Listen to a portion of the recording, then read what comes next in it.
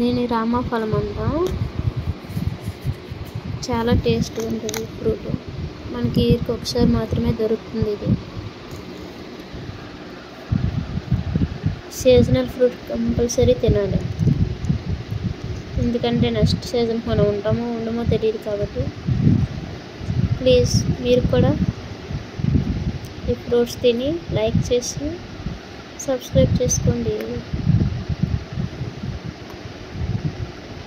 అందరూ వీడియోస్ చూస్తున్నారు కానీ లైక్ చేయట్లేదు.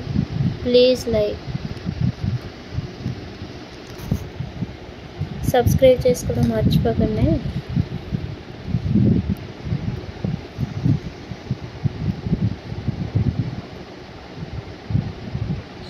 Thank you.